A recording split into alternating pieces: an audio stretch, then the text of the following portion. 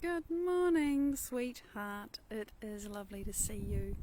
Out here, it's very weird, wearing all these layers right, but with my hat on because sun is coming up, literally, as we speak, over the horizon, and I'll be dazzled very soon. So, let me show you the world today. There is the cabbage tree and the moon. Pink moon, apparently. Don't know what that means. Something about how many moons there are in the month. Full moons. G'day, Mike, beautiful being.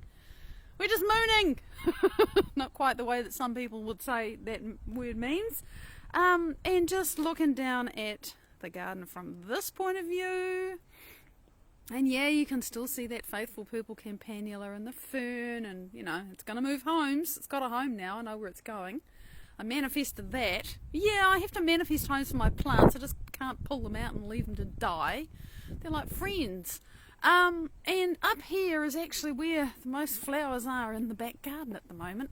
It's this dragon's gold kowhai. It's like a pile of gold because it flowers when not much else is doing anything. So here it is. And this is a New Zealand native, of course. The New Zealand natives are not necessarily very spectacular because they're not. They never had to evolve to be spectacular like the tropical plants and flowers, and in part that's because of the climate. When there's heaps of sunlight and you don't have a winter, there's just all this time to grow and gather energy and become something spectacular. But in New Zealand it gets cold in winter, and it used to get a lot colder, and it probably will again. I'm just going down the stairs backwards slowly. So things have to shut down shop in the wintertime, and there's less energy to make bright colours and things that are extravagant. But the native plants, the native fauna, the native animals, they all have their own kind of very distinctive and unusual beauty, and I appreciate that because they're so unique. So here are the century plants. No, I don't know what their proper name is, but there they are. There's 3 of them. You can't see the third one because it's hiding behind the magnolia that's in its autumn colours. And look at the flowers that are going to come in spring. So everything's always going around, and I love the change of the seasons and the leaves. I really do enjoy that. Even though these are not terribly spectacular autumn colours. Sorry, I just had to bend down and pick something up. I still appreciate them. There's the 3rd century plant. Yes, I did put the big one in the middle, but there's one either side. There's a threesome, and here's the little corner where I had to prune. And look at all the nigella. See those green sprouts? They're like broccoli sprouts, but they are the seeds from the nigella that have fallen, and there will be a cloud of them next spring. And I do enjoy this, walking up here to show you the beautiful foliage on the ginkgo tree. So there it is. It's one of the reasons why you have a ginkgo tree, a maidenhair tree. Good morning, beautiful beings. G'day, Andrew. The reason to have a maidenhair is because of how it goes yellow in autumn, and I really enjoy that. So here's the Hebe still doing its thing. I now need to prune this one in the same way as I pruned the ones behind me, because they will grow themselves to death and get ugly and everything. Oh, you've got a Maya lemon. Yay, Abigail, good morning. Let me turn the camera around and go down the very rough steps that I built. So, yeah, it's so exciting. My lemon tree is also a Maya. They are a really nice lemon, So, how exciting. Very exciting to plant a tree and know that it's going to get fruit for you. So today, I want to talk about quantum creation, the law of attraction, whatever you want to call it. That whole thing that has been talked about for at least 20 years. Don't know when first people started using that term. Oh, your clovers did make the transfer. That's brilliant. It's not easy to move clover, so well done. I want to talk about this whole business of attracting a new life, creating a new life. What that thing is, and why is it so hard, and why does it take so long? Because people keep saying it's instant and it's fast, and it's like, well, where's mine? All of that, and and even oh poor me, and never mind, at least I've got something, and, oh, you know, all of the things we tell ourselves when we're in lack, basically, when we're saying, well, it's not here and I'm pissed off about it, or I'm sad, or I'm overwhelmed, or whatever, and I know what that's like. So I'm not completely talking out of a hole in my ass right now. You know, I'm aware that there are lots of people facing much, much more difficult things than me. So I'm always a bit conscious of that, because my life must seem like a paradise. It has its own challenges, that's all I can say. But I'm grateful, because having been on this path of really, it's like, okay, here's proof. Here's all these people who've done this thing, and here's the science to explain it. Bloody hell, that should mean that I can do it somehow. So let me get at this, and you know, and I've been doing that, and it's been 2 years, and really the best 2 years of my life, truly the best 2 years of my life, and getting better all the time, and I'm still surrounded by things that I haven't manifested yet, and the biggest difference is that I am no longer the person who looks at those things and feels the same crappy feelings that I used to feel when I looked at them. And that's really significant, because for so many of us, there are things in our lives that we look at and we automatically feel a certain way about them. Everything we have, oh yeah, God, the biggest resistance we have is to changing ourselves. Never mind the people around us. It's ultimately, it's all us. That's one thing that I've become really aware of, and I've alluded to it yesterday, is that I'm so much more aware that everything and everybody really is me, and it's no longer a philosophical concept. I get it in a way that I don't know if I can even explain. I'm not going to try, or I'll go into a big tangent and not talk about what I want to talk about today. So, the whole deal with creating what we want in our lives. What did I say? It really doesn't take very long. When it arrives, it's kaboom, it's just there. And you think, well, what was the deal? That was so easy. I sort of did nothing. But then you look back and you see what you had to do to create the change inside yourself to be a resonant match for what you want. Now, what do I mean by that? If you've ever seen on YouTube a picture of a murmuration of starlings, or you've seen like a video rather, or a video of a whole school of fish, and they're swimming and they just all turn at once, you know, all of that, that is like being with like and doing with like what like is doing. There's no leader in that phenomenon. Sanchia, it's great to see you. Carrie-Ann, it's great to see you. Yay!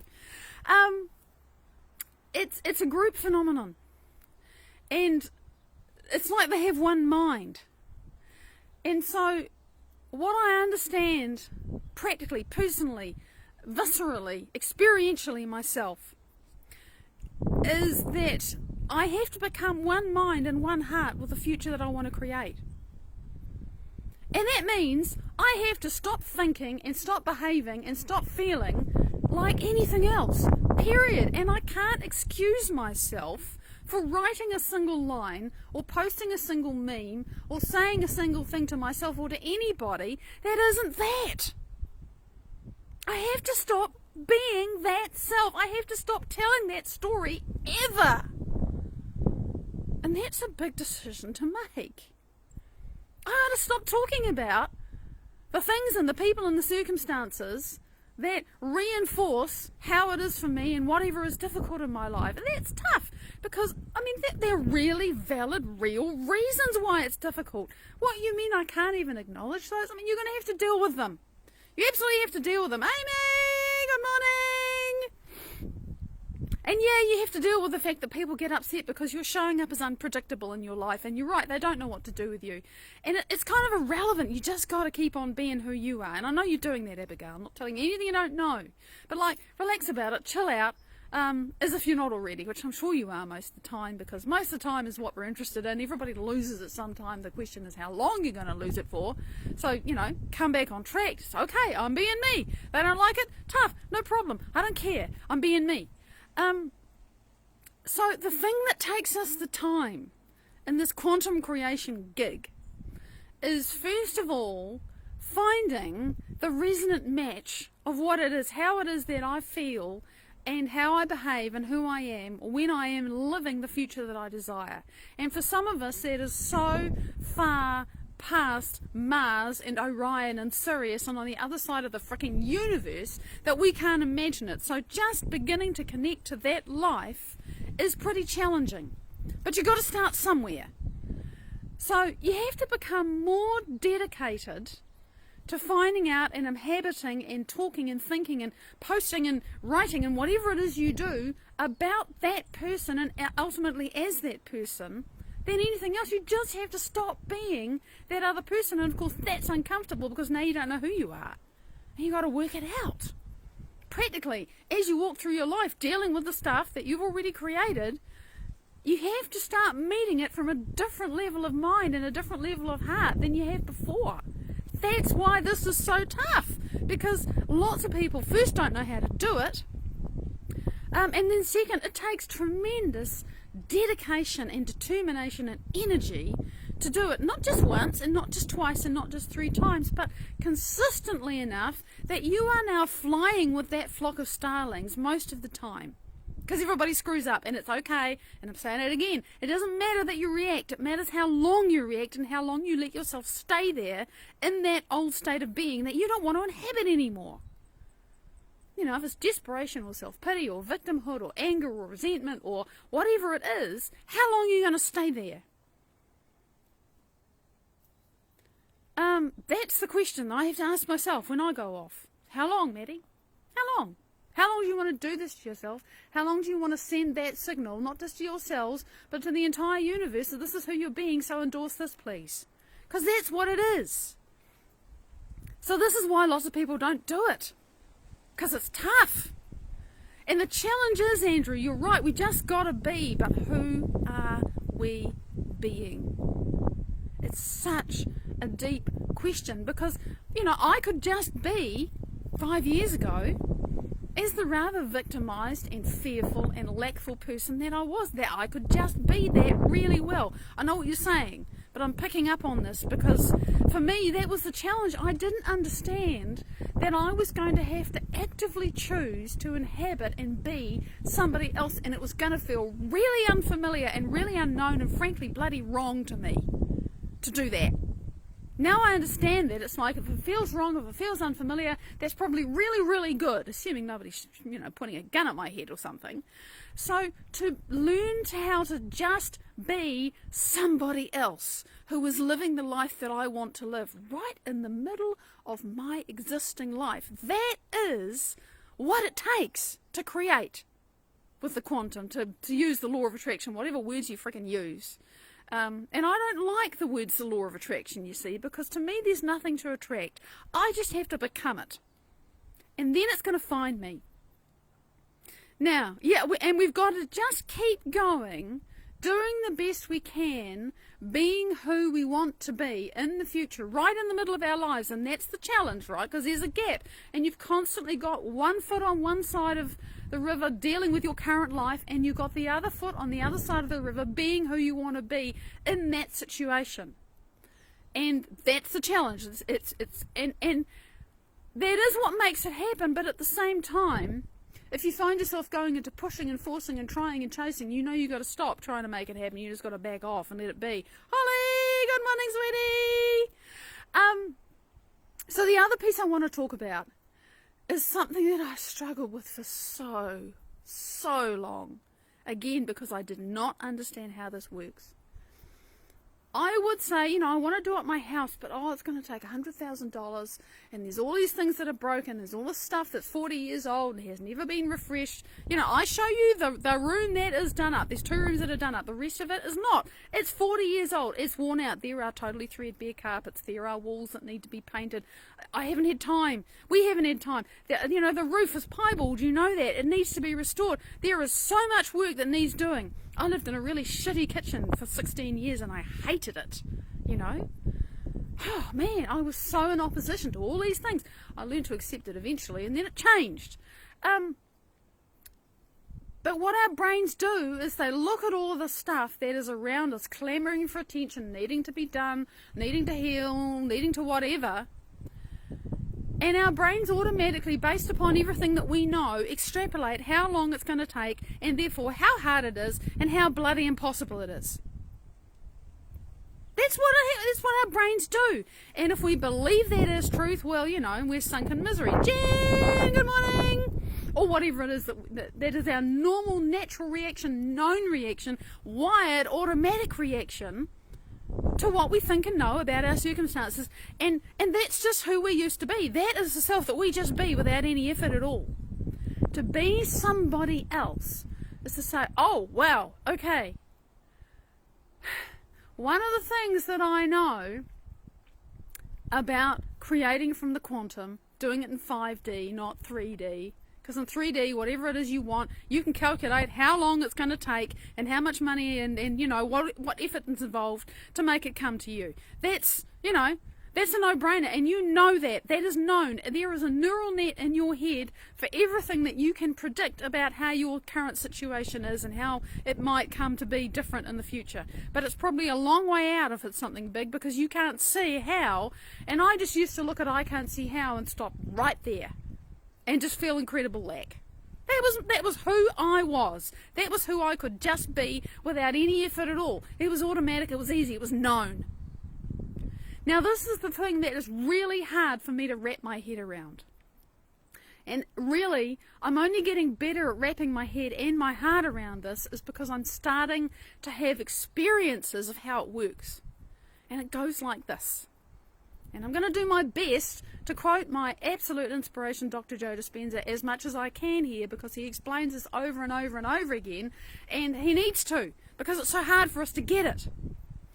Everything in your life that you know is represented in your brain with a neural net. Therefore, if you know it, if you understand it, if you recognize it, it's known and it's from your past. Because only your past is represented in the architecture of your brain and the biochemistry of your body. It's all a downward causation from the experiences you've had, the thoughts you've fired, the memories you've made, and the emotions you've had about it. That's it. So everything that you know is from your past, which is how your brain can then say, based upon my past, I can extrapolate how my future is going to be. So that is your predictable known future. And a lot of us don't really like our predictable known futures, because there's all those feelings that were very automatic and programmed with it, because, it goes round and round and round, and we just look at it and say, well, I can't see how, and I feel bad, and I can't see how, and I feel bad, and I can't see how, and I feel bad. And that was me. What I understand now, from hearing Joe say it over and over and over again, is that if you can't predict your future, the best way to predict your future is to create it. It's the first thing. Those are his words. The next thing he says, not in the same sentence, but I'm pasting things together because this is just how it works in my head, is that if you can predict something already, if you can say, oh, it's going to come from there, then it's a known, because you know it, because you've experienced it already in the past. And it's very easy for us to go to knowns, because we know them. It's like, oh yeah, I can see it's going to take that long to pay off my mortgage, and this long to apply for 40 jobs and get one, and this long to go on Match.com and look at body parts, as Joe says, to find someone who might be interesting. They're all knowns. And this is the thing which landed like a bomb in me a few days ago. And I was wondering how I could weave this in, and here I am, so I can. It's great. It's got to come from somewhere that you can't anticipate. Because only the things that you can't anticipate and you can't predict and you can't expect are not already in your past. They're not related to anything you already know. You want something different from what you know, but you can't use what you know to create it. And it's not going to come in a way that you can predict and expect and understand and feel certain about, A plus B plus C, all the way to Z. We want that, but if it's going to come to you from somewhere, if you're going to create a new life, it can't come out of your past. And that's why you can't predict it. You literally cannot predict it. You cannot say, I can see how I'm going to get from here to here to here to here. I tick these boxes, I do these actions, I will start at A and I'll get to Z. You cannot predict it that way. Now this is the thing that landed in me 2 days ago. Just because you can't predict it, if you understand how quantum creation works, it doesn't mean it's unreliable. Unpredictable does not equal unreliable. It's absolutely dependable. Absolutely dependable. The law goes like this. You make yourself a resonant match for the future you want. Now, what does that mean? It means you think and you feel and you behave as the person living the life that you want. Period. That's why it takes so much determination and dedication, because we have to change who we're used to just being and become somebody else who just be completely different. And you have to do that for as long as it takes until that utterly dependent rest of the flock of starlings or the rest of the school of fish finds you and you swim together, and there's your new life. It's absolutely dependable. It is a law. If you make yourself into a starling, you will find other starlings and they will fly with you. But as soon as you go back to being something else, you're not in line with the starlings, you're not going to be flying with the starlings. This is huge. It is utterly dependable. You can't predict it. You cannot know how it's going to come. But that doesn't have to stop you from knowing that if you follow this law, and it is a law, and you are willing to let go of your programmed, hardwired responses that say, well, it's not here yet, I feel lack. It's not here yet, I'm scared. It's not here yet. I mean, it's good for us anyway not to do that. Our bodies don't appreciate us feeling lack and fear and anger and everything else. It's not healing, but it's an addiction, and we are so accustomed and conditioned to being that person. Oh my God, I'm out of time. So you see, I'm really passionate about this because this is really real to me. The law is utterly dependable. Whether we line ourselves up with it and become that starling that flies with all the other starlings in the life that we desire, or whether we stay on the ground and be something else, which is equally wonderful. Everything that swims and flies and walks and everything is just totally, totally valid. There's no failure. No one's going to judge you and say, well, you screwed up. But this is how it works. So if you're really determined and dedicated for your future, and you do have to be determined and dedicated, you will never consciously and willingly speak another word or write another word or do another thing that isn't in some way more representative of who you want to be and less representative of who you've been. It is the key, Sanchia. It really is. I gotta stop. I know, it's Friday. Every week I say it's been an amazing week. It has. It just continues to grow, and I would not change the last 2 years or anything that came before them, really, because I wouldn't be who I'm becoming without it. So there you go. Alright, so big love. Thank you for sharing with me. I so appreciate you sharing your thoughts and your feedback, because you inspire me to do what I do. Enjoy the replays over the weekend. Very much love. Choose who you are and love yourself enough to step into the unknown. Until next week, bye bye.